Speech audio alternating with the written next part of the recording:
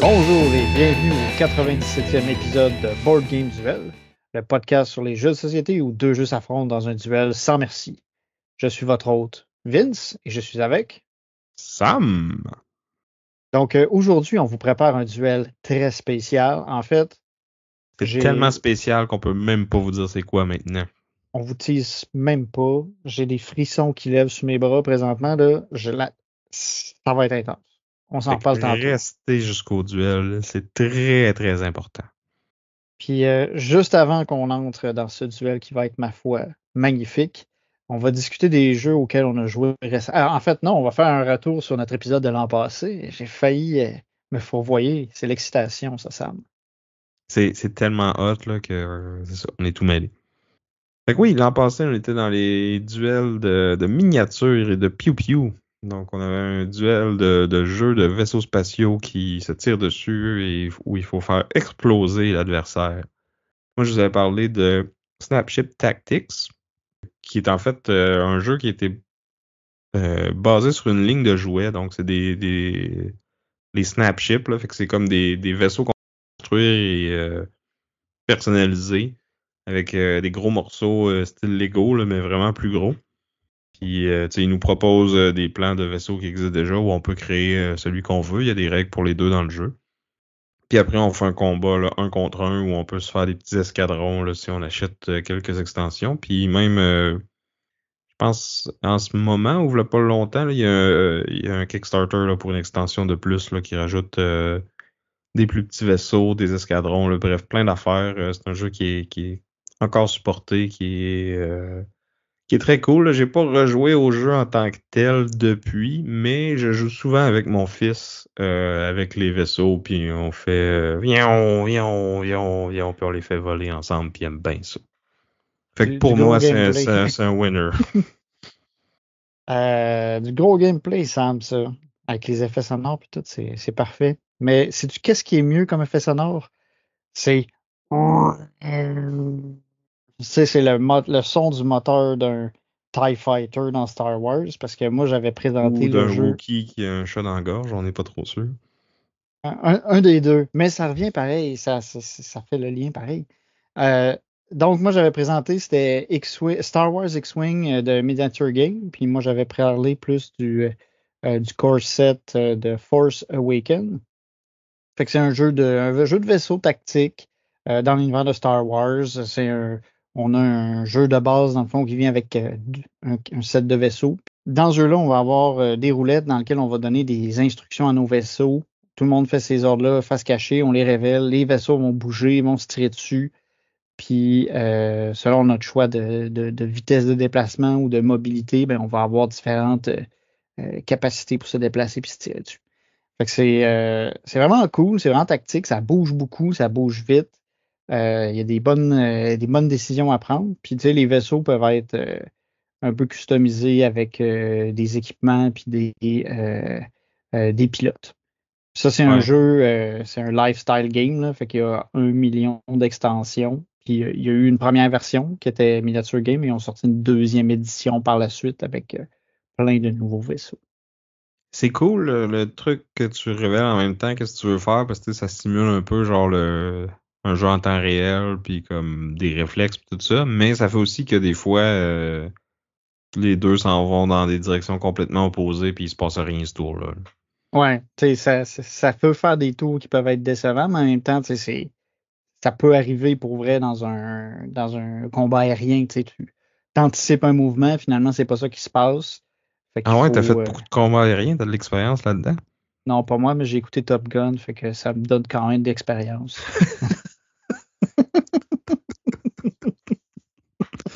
Vu de même. Ouais. Puis j'ai joué à plein de jeux d'espace de Star Wars, fait que ça aussi, ça compte. Mais, fait que c'est ça, fait que ça peut arriver qu'on ait un tour boboche, mais après ça, tu te repositionnes puis tu te retires dessus.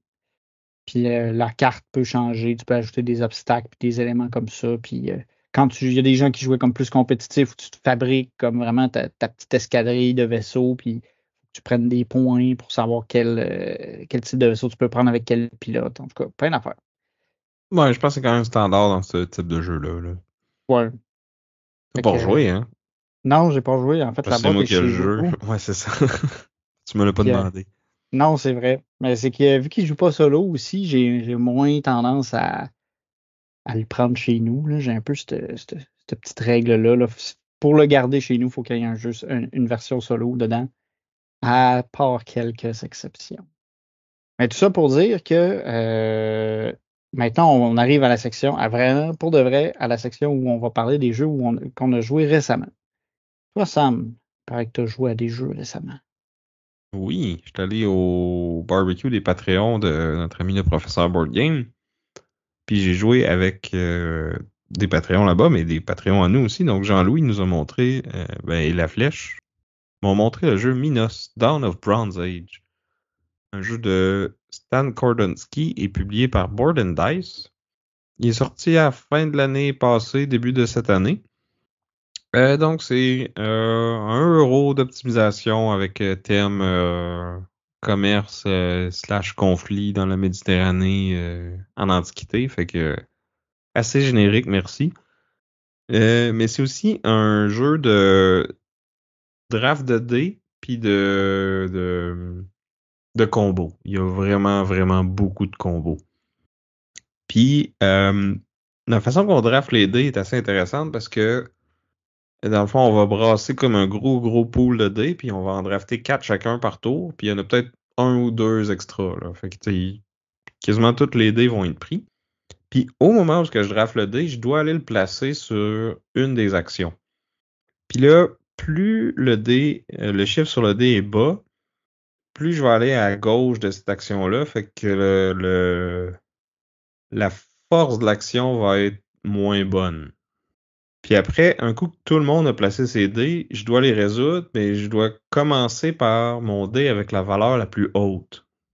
Mais tu sais, au moment où je l'ai placé, je ne sais pas exactement. Tu sais, ça se peut que tu sais, je l'ai drafté en premier, mais que finalement, ça va être lui qui va être résolu en dernier ou vice-versa. Là. Je sais pas si tu comprends ce que je veux dire. Difficilement.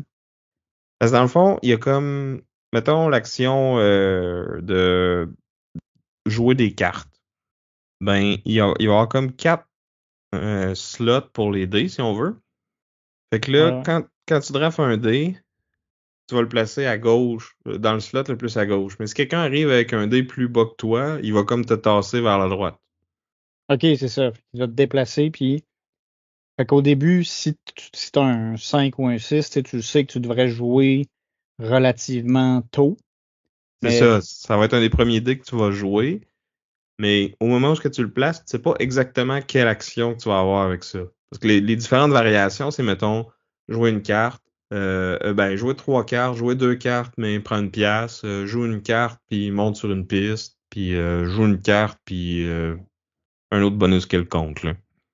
Fait qu'au moment où je le place, mon dé, si c'est le premier dé que je place, tu sais, oui, je vais prendre le slot le plus à gauche, mais ça se peut qu'il se ramasse au plus à droite. Dépendamment de comment que les gens vont choisir leur dés.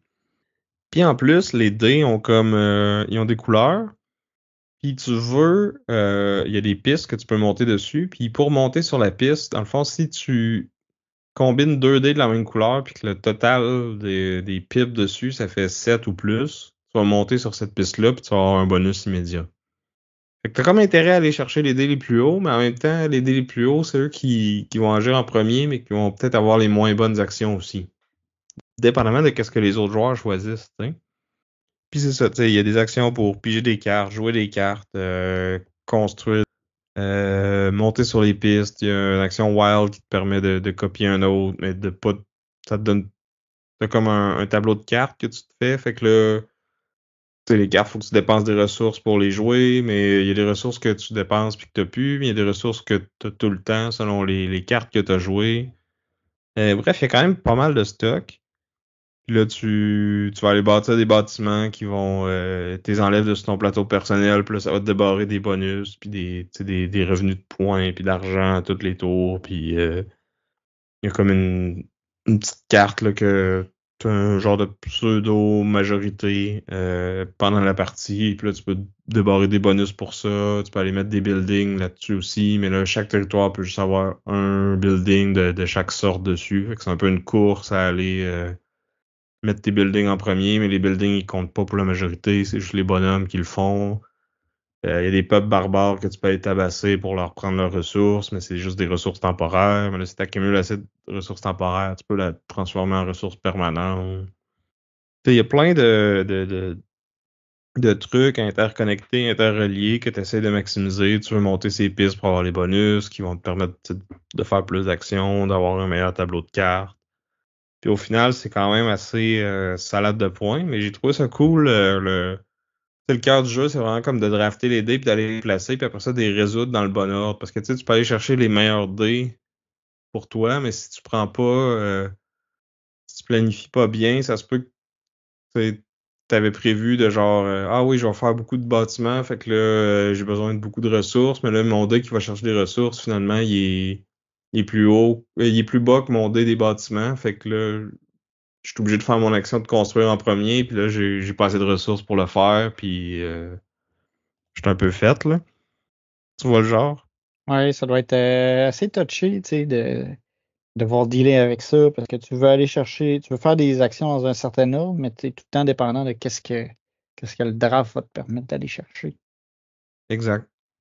Puis de comment que les autres joueurs vont se placer, puis te bumper sur les dans les pistes. actions aussi, Ouais, parce que tu sais, peut-être tu vas te placer sur un spot en disant ouais, ben je vais faire l'action construire 3, mais là finalement les autres ils mettent leur dé là, puis là ça te tasse, puis tu vas juste pouvoir en construire un, puis là t'es comme qu'est-ce que je fais avec ça maintenant? Lequel que j'ai vraiment plus besoin de construire? ouais, des décisions difficiles. Fait que c'est ça, il y a quand même de l'interaction, mais en tout cas, moi, pour ma première game, c'était plus l'interaction accidentelle, là. Je regardais pas vraiment ce que les autres voulaient faire absolument, puis comme euh, j'espérais le mieux, dans le fond, là. Mais j'imagine que si tu joues souvent ou si tu prends plus le temps de tout analyser, c'est sûr que ça va rallonger la game un peu, là, parce que ça a quand même été un gros après-midi là, à 4 joueurs, là, fait que c'est pas c'est Pas juste du 4 léger, là. rondes, mais c'est ça, c'est au début, ça va vite, mais à partir du 3-4e tour, là, t'as comme tellement de combos que ça devient des tours tu sais, qui s'enchaînent. Là, genre, je fais telle affaire qui me déclenche tel bonus, qui me donne telle ressource, qui me permet d'aller faire telle autre action gratuite. Puis là, tu sais, c'est comme un cycle qui tourne, là, puis tu sais, les tours devenaient de plus en plus longs. Là. Ce qui est le fun quand toi, tu joues ton tour puis que tu t'enchaînes tout ça, mais tu sais, à 4 joueurs, des fois, ça venait un peu long avant que ton tour y revienne. Là. Ouais, puis vu que tu as une interaction limitée, ça fait que quand quelqu'un fait son tour, tu pas nécessairement beaucoup de choses à faire. Ben, tu peux planifier le tien parce qu'un coup tu sais, que les 16 dés ont été placés, tu sais exactement c'est quoi tes possibilités. Puis c'est sûr que, mettons, il y a des marchés de cartes ou tu sais, il y a un board commun, là, fait qu'il y a des trucs qui peuvent changer un petit peu, là, mais tu peux quand même bien prévoir ton tour pendant celui des autres. Là. Mais des fois, parmi ta chaîne de combos, ça te fait piger des nouvelles cartes. Fait que là, tu sais, s'il faut que tu en discartes ou que tu en construises, ben, il faut quand même que tu prennes le temps de regarder les nouvelles cartes que tu as pigées. Puis si tu en as pigé 6, ben, tu sais, c'est peut-être 6 cartes face cachée que tu vas aller chercher. Fait que. Puis il y a même des bonus que tu es obligé de top decker. Tu peux pas prendre dans le. Il y a comme un petit marché de 4-5 cartes, je pense, là. Et des fois, le Ouais. bonus, c'est genre, tu prends n'importe quelle carte, mais il y a des bonus que c'est juste, tu prends sur le dessus du deck, là. Fait que tu peux pas Prévoir à vraiment l'avance prévoir qu'est-ce que tu vas d'avance dans faire ce temps-là. avec. Ouais, c'est ça. Mais c'est ça, j'ai quand même aimé ça, puis je serais partant pour y rejouer. C'est peut-être pas mon préféré de Board and Dice ou de Stan Gordonsky, là, mais c'est un des bons quand même, là. Puis si j'avais donné une cote de complexité, là, comme on fait depuis quelques épisodes, donc on rappelle un chiffre de 1 à 5 pour la lourdeur de règles, puis une lettre de A à E pour la profondeur stratégique, je dirais que c'est peut-être un 3D. Fait qu'il y a un petit peu plus de stratégie que de règles. C'est quand même médium lourd, mais c'est pas comme ultra lourd non plus. Tu sais, c'est le genre de jeu qu'un coup que t'as compris l'iconographie, tout est sur le board, là. Slash sur les cartes, là. On n'a pas vraiment eu à rechecker dans le livret de règles pour les questions sur les règles, là. Fait que c'était Minos, Dawn of Bronze Age. T'avais une question? Non, je vais dire, ça m'intrigue. Je serais curieux de l'essayer. Puis toi, Vince, à quoi t'as joué récemment? Moi, récemment, j'ai joué à Alte Dawn of Civilization, designé par Paolo Mori et Ole Steines, et publié par Ares Games. J'ai joué avec toi. On a joué d'abord sur BGA. On a pu essayer leur implémentation en mode bêta. Fait que Alte, c'est, j'ai envie de dire, c'est un peu contrôle de territoire, mais c'est surtout deck building, engine building. Ouais, c'est du deck building avec un petit Un genre, côté civilisation, là. ouais. Euh, 4X-ish, mais pas vraiment. ouais, tu sais, c'est quand même léger de ce côté-là. Tout est vraiment dans le deck building, c'est le cœur du truc. Fait que dans le fond, on commence, on choisit une faction qui nous donne un deck de départ. Tous les joueurs vont avoir, c'est ça, je pense, que c'est 10 cartes au début du jeu. Mhm. Au début de ton tour, tu pioches une main de 5 cartes. Puis il faut que tu joues ces cartes-là. Les cartes, au départ, ils vont permettre de te donner principalement des ressources, mais ils vont te permettre aussi d'attaquer, puis de construire des villes, puis de t'étendre sur la carte.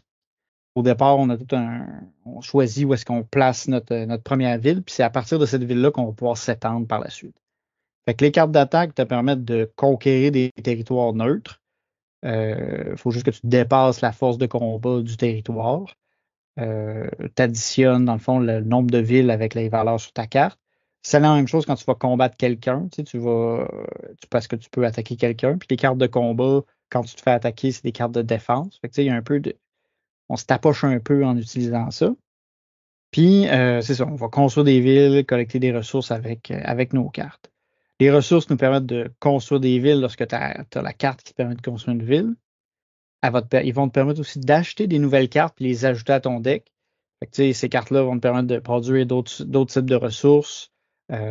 Souvent, c'est que tu vas avoir une ressource seule ou si tu as une ville sur le bon territoire, tu vas produire plus.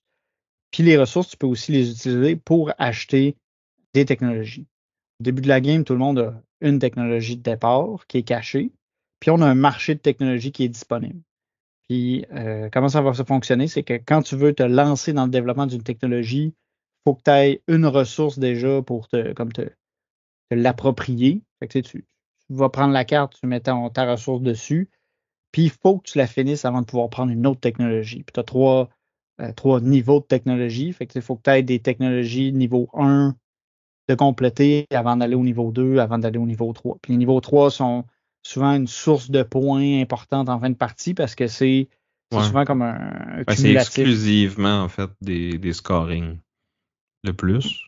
Versus les 1 ou 2, c'est comme des bonus passifs que tu as tout le temps. Ou des fois, ça va être Des fois, c'est des des trucs une fois one-shot par quand t'as tour. complète. Ou ouais.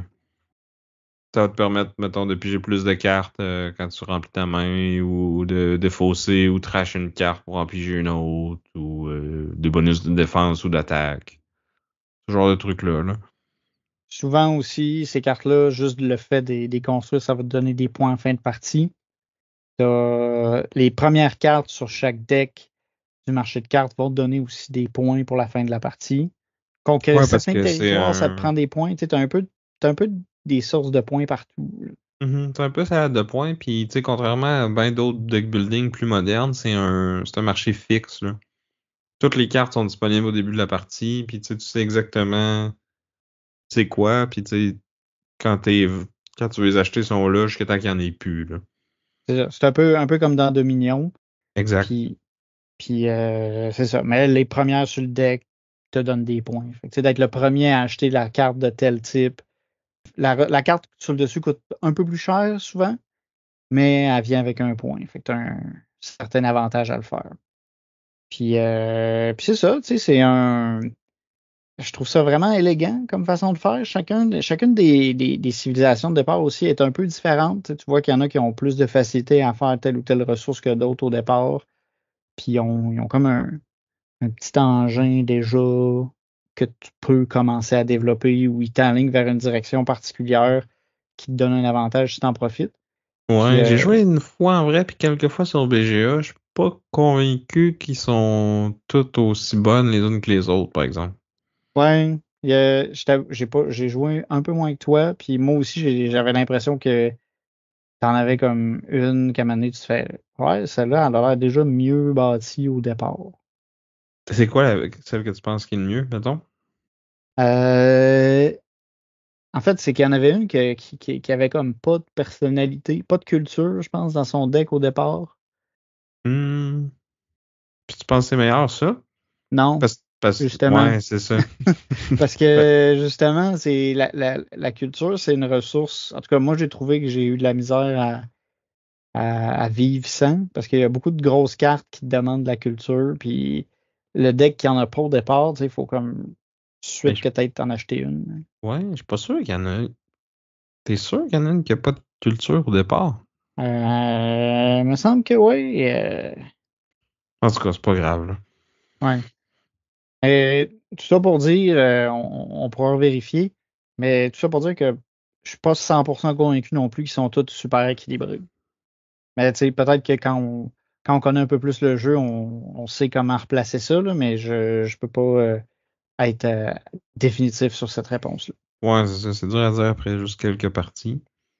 Mais c'est un jeu qui se joue quand même rapidement. Ça se joue bien. Je trouve qu'il y a un bon casse-tête. J'ai aimé là, la création d'engins, puis je me suis laissé emporter souvent. Puis la première game que j'ai faite contre Sam, en fait, ouais, non, la première, je mieux pas en parler parce que j'avais juste mal compris le jeu, puis ça a été désastreux. La deuxième, ça a été mieux, mais je me suis laissé emporter dans ma création d'engins pour finalement arriver à un moment où est-ce que, bon, je pense que c'est pas pire. Puis là, j'ai vu que Sam finissait la game. Classic Ça, Vince. ben, c'est ça, là, je suis comme juste, je vois des ressources qui s'ajoutent, puis j'achète des affaires, puis tout ça, puis j'oublie que la game, elle a une fin à un moment donné, puis qu'il y a quelqu'un qui peut la trigger, puis c'est pas moi nécessairement. Fait que, en tout cas, ben, moi, j'ai trouvé ça bien.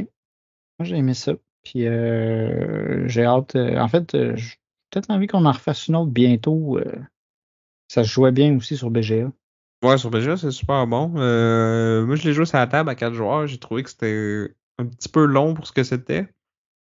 Mais en même temps, j'avais fait une petite erreur de règle. J'avais pas donné la technologie niveau 3 secrète au début de la game à tout le monde. Fait que tu sais, ça peut peut-être un peu enligner ta stratégie ou t'en as une que tu sais que tu veux construire. Fait que ça va peut-être réduire tes choix un peu. Ouais, puis c'est que c'est une carte que tu es sûr que tu as. Tu sais, les autres, tu sais, tu peux comme planifier de te dire que ah, je vais aller chercher cette niveau 3-là. Mais si dans la partie quelqu'un la prend, ben là, ton Faut que plan tu te est un peu revires de tombé à bord. l'eau. Ouais, c'est ça. Tu t'es fait un engin qui fait bien de la culture. Puis là, finalement, il n'y a plus de technologie niveau 3 qui demande de la culture. T'es comme, qu'est-ce que je fais maintenant? Fait que tu sais, Je ta suis carte bien de départ. culturé, là, mais ça me donne pas Ouais, grand-chose d'avoir un PhD, là. et non. Mais c'est ça. D'avoir ta carte de départ, ça te donne une petite direction à prendre. Donc, c'était Alte Dawn of Civilization. Puis, Sam, j'ai cru comprendre que tu as joué à un autre jeu récemment. Ouais, ben, la même soirée qu'on a joué à Alte, on a fini ça avec Fishing de Friedman Freeze, et publié par 2F Spiel et Rio Grande Games, je pense, ici en Amérique. Donc, c'est un jeu de levée qui commence comme un jeu de levée hyper standard. Là, t'as des cartes de 1 à 8 ou 1 à 9, je pense, de 4 couleurs. Il n'y a même pas d'atout. Puis tu joues tes levées. Puis dans le fond, chaque carte que tu remportes en ayant gagné la levée, ça vaut un point. Sauf que la twist, c'est que Oh my God, un il y a jeu une... de levée avec une twist. On Ben n'aura tout oui. vu. Ben c'est ça, c'est que la twist, c'est que les cartes que tu as remportées, c'est ça qui va devenir ta main pour la ronde suivante. Fait que si je mets mon 10 pour gagner une main avec 1, 2, 3, 4, ben Tu gardes un 2, 3, 4 avec toi.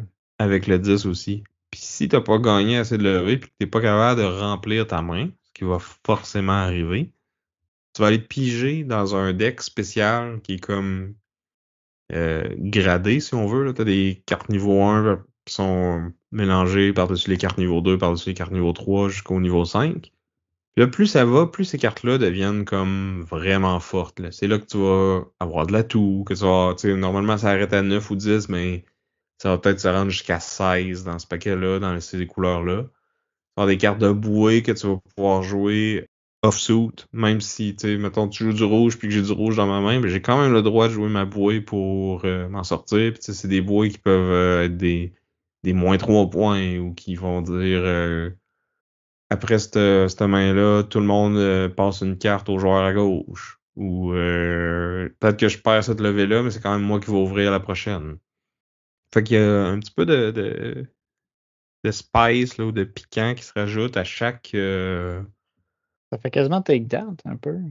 Ben oui, aussi. Mais, euh, mais c'est surtout que c'est très chaotique parce que, tu sais, surtout la première fois que tu joues, t'as aucune idée de qu'est-ce qu'il y a dans ce deck-là. Là.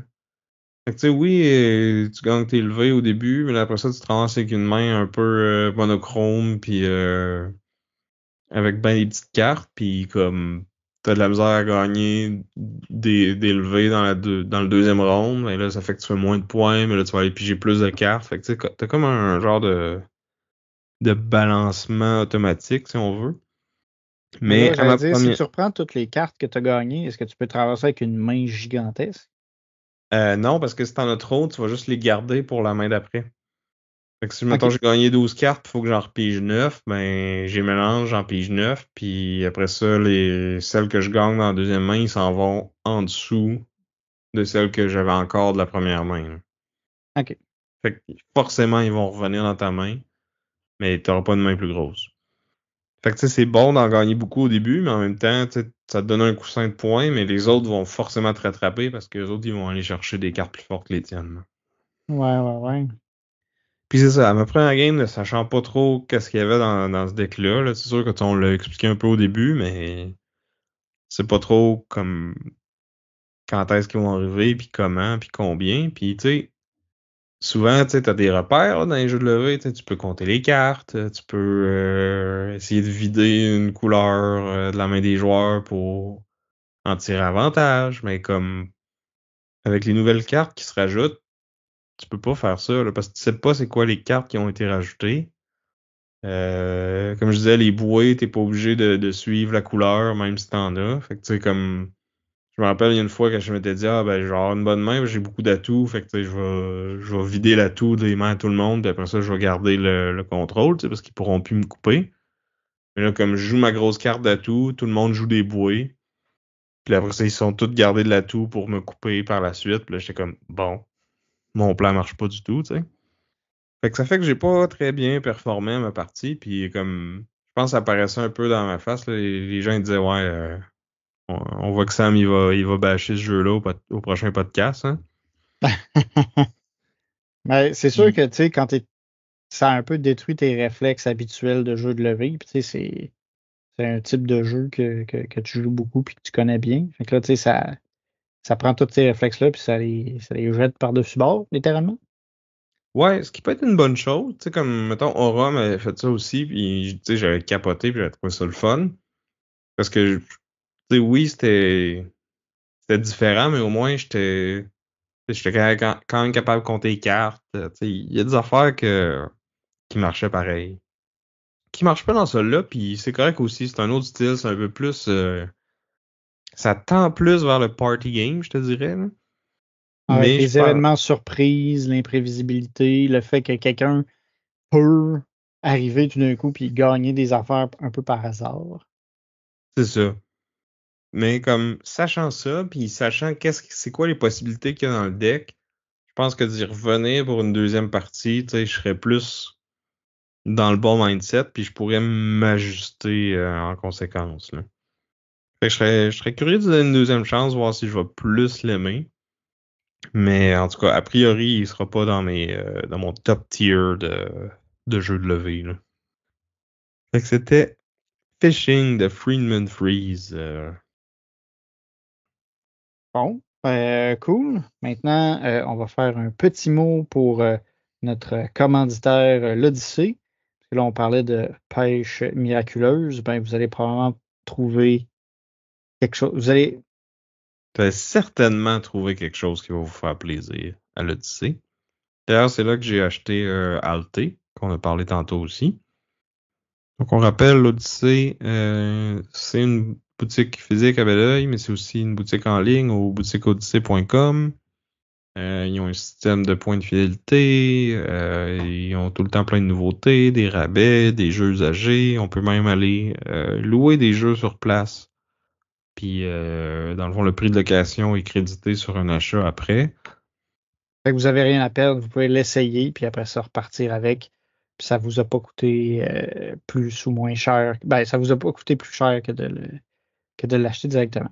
Puis présentement, ils ont plusieurs rabais qui sont disponibles. Entre autres, ils ont 30% de rabais sur la version française de Anunnaki, un jeu que j'aime beaucoup, puis que j'ai hâte de rejouer, là. Je l'ai traîné plein de fois, puis j'espère un moment donné que quelqu'un le prenne, là, qu'il dit qu'il veut jouer avec moi. En tout cas, je pense que ça fait 3 épisodes de suite que tu nous dis qu'ils en ont encore en rabais. Fait que d'après moi, c'est pas le plus populaire. Ouais, mais il gagne à être connu, celui-là. Par contre, un autre gros rabais sur un jeu que toi aussi tu aimes beaucoup, c'est sur le jeu Rift Force, un jeu à deux qu'on aime pas mal, un jeu de cartes qui se joue quand même rapidement puis qui a beaucoup de profondeur pour un jeu assez simple. Ouais, on a joué il y a pas longtemps. Je t'ai mis toute une correction. Ouais, ben là, à la différence de toi, moi j'ai pas commencé à jouer compétitif, fait que ça s'est vu. Avant, je pense qu'on j'étais capable de me défendre, mais là, depuis que tu t'entraînes pour vrai, là, j'ai eu mal. J'ai eu mal. J'ai peut-être joué quelques douzaines, centaines de parties sur BGA. Ah, ah. Fait que c'est ça, mais ça fait vraiment une différence. Puis c'est un jeu qui est vraiment intéressant à apprendre à maîtriser, là. Il y a vraiment beaucoup dans peu de composantes, je trouve. Ouais, c'est un 2D.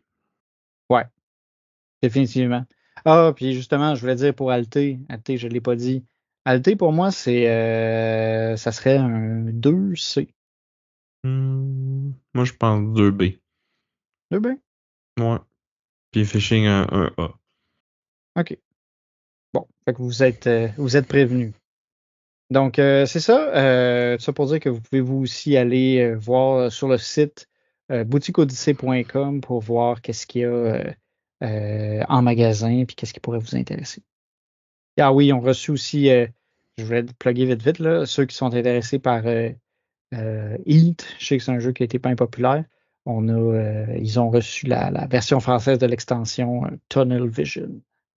Fait que, oubliez pas, utilisez le code Board Game Duel pour avoir un 10% de rabais. Exact. Donc, en parlant de l'Odyssée, on veut aussi faire un message d'intérêt public. C'est encore une fois dans leurs locaux qu'on va avoir notre journée de jeu Board Game Duel pour les auditeurs. Fait que la date a été fixée, ça va être le 29 juin à Belleuil, dans les locaux de l'Odyssée. Yes, venez jouer avec nous. On est bien fin, on mord pas. Sauf quand vous gagnez. Je veux dire, C'est pas encourageant, ça. Mais venez avec nous. Le personnel de l'Odyssée était là aussi la dernière fois, puis c'est du monde super sympathique. C'est une occasion de les rencontrer en personne, puis de voir à quel point euh, Richard est fort au jeu euro. ouais, il nous a clenché à Arborea l'année passée. Moi, c'était à Revive, je pense, qui m'avait défoncé aussi, là. C'était juste ridicule comment ces affaires marchent bien. Fait qu'en tout cas, venez essayer de l'affronter et de jouer avec nous, puis d'avoir du fun le 29 juin à Ouais, l'Odyssée. c'est ça. Allez perdre contre Richard, puis après ça, allez gagner contre Vincent pour vous remonter le moral. Oh my God, cheap shot! Mettez ça à vos agendas.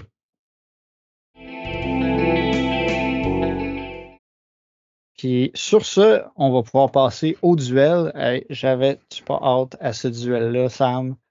Ça va brasser. C'est incroyable comment que. J'en reviens pas qu'on en.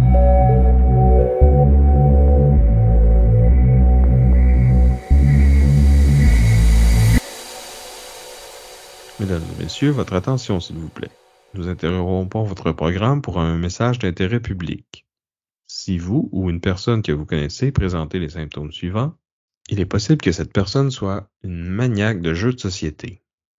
Alors écoutez attentivement et si vous reconnaissez certains de ces symptômes, ne vous en faites pas. Nous pouvons vous aider. Vous avez des bols de format qui sont trop petits pour manger, mais parfaits pour stocker des tokens. Vous regardez toutes les faces d'un dé avant de les jeter et en calculez les probabilités. Vous avez des composantes de luxe fait main parce que les composantes d'origine ne faisaient pas le travail. Vous avez des goûts précis sur la taille des sacs en plastique. Vous avez des plateaux de dés ou une étagère remplie de tapis de néoprène. Vous jugez la texture et l'épaisseur des cartes. Vous vous mettez à créer des verbes avec des éléments de jeu. Vous vous mettez dans la peau de votre personnage, de votre famille ou de la faction à laquelle vous jouez. Vous donnez des noms à des événements qui ont eu lieu en jeu. Vous utilisez des exemples d'autres jeux pour expliquer les mécaniques du jeu que vous êtes tenté d'expliquer en ce moment. Vous mangez des croustilles avec des baguettes. Vous jugez les tables par leur taille et leur forme. Vous possédez une quantité excessive de sous-verts et vous préféreriez que vos amis boivent dans des biberons.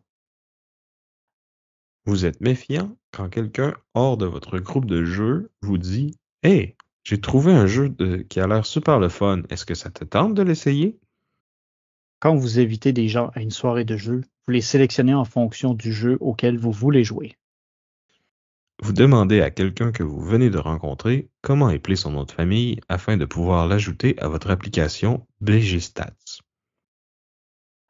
Vous prenez des photos de jeu pour vos médias sociaux au lieu de planifier votre prochain tour. Vous avez une liste de vos mécaniques et auteurs préférés. Avant d'acheter un nouveau jeu, vous faites une enquête d'antécédents sur son auteur. Vous avez possédé le même jeu plus d'une fois. Si vous vous reconnaissez dans l'un de ces symptômes, ne vous inquiétez pas, nous pouvons vous aider. Continuez d'écouter l'émission Board Game Duel afin de faire des choix justes et éclairés. Et surtout, n'oubliez pas de voter #TeamSam. Désagréable.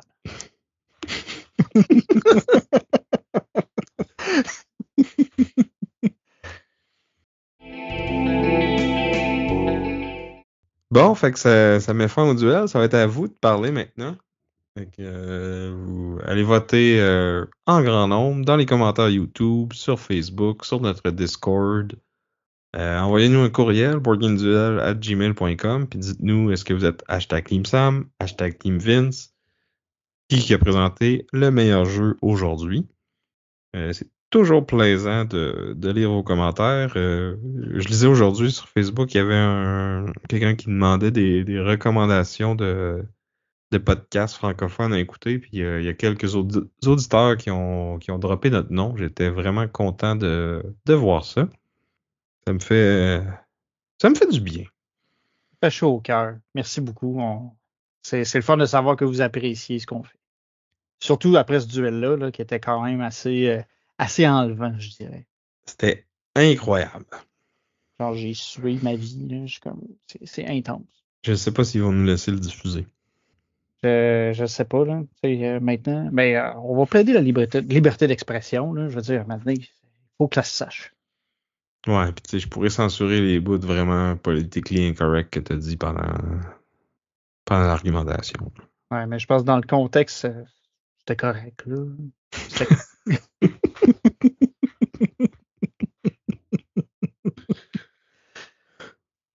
Fait que si vous aimez ce qu'on fait, faites comme ces auditeurs-là, puis parlez-en à d'autres. Ou si vous aimez vraiment, vraiment beaucoup, vous pouvez nous encourager sur Patreon. Pour quelques dollars par mois, ça vous donne accès au contenu en dessous de la table qu'on fait après chaque émission. Donc, discussion à chaud sur le duel, puis un peu comme qu'est-ce qui s'en vient bientôt, qu'est-ce qui se passe en dehors du podcast pour nous. Des épisodes exclusifs aussi sur toutes sortes de sujets divers. Si ça vous intéresse, allez voir ça. Puis sinon, ben, vous pouvez aussi acheter notre merch. On a des t-shirts, des hoodies, des tasses, des casquettes. Des Tous les liens. cache-couches. Oui, tous les liens sont dans la description de l'épisode. Il va aussi avoir un lien pour le Pub Meeple de tous les jeux qu'on a présentés en duel dans la dernière année. Ça s'en vient au prochain épisode. Donc, allez, Pub Meeple, ça permet comme de faire des comparaisons de jeux un à un pour essayer de comme faire une liste.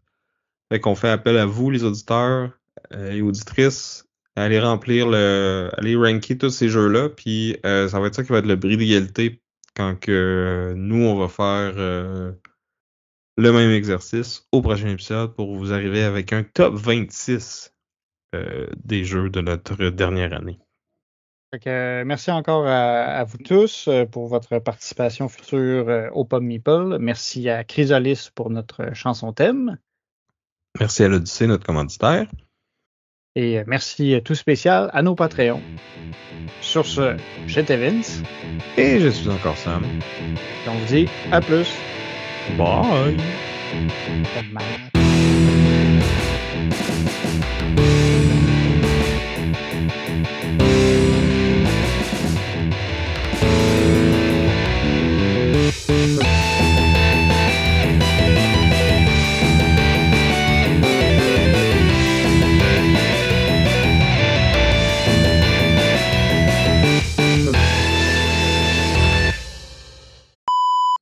Fait que c'était Fishing de Friedman Freeze. Ouais, vas-y. C'est pour le recommencer, mais c'est parce que je voulais dire une niaiserie. OK. Fait que c'était pas la pêche miraculeuse. Eh boy, ça valait la peine de m'interrompre. Hein? Mesdames et messieurs, attention. Ceci est un message d'intérêt public. Si vous ou une personne que vous connaissez, j'aurais dû l'écrire, hein? Ouais, il manquait ça. Si tu veux, on peut peut-être se splitter aussi. Non, je vais le faire. Là. OK. Au pire, tout ça, ça s'en va dans les bloopers. Ou juste à la poubelle. Ouais. Parce que quand t'es tellement pas drôle que même les bloopers veulent pas de toi. Ça, c'est genre la moitié de ce que toi tu dis à tous les épisodes. Fait que... Excuse-moi, là, j'ai comme eu mal.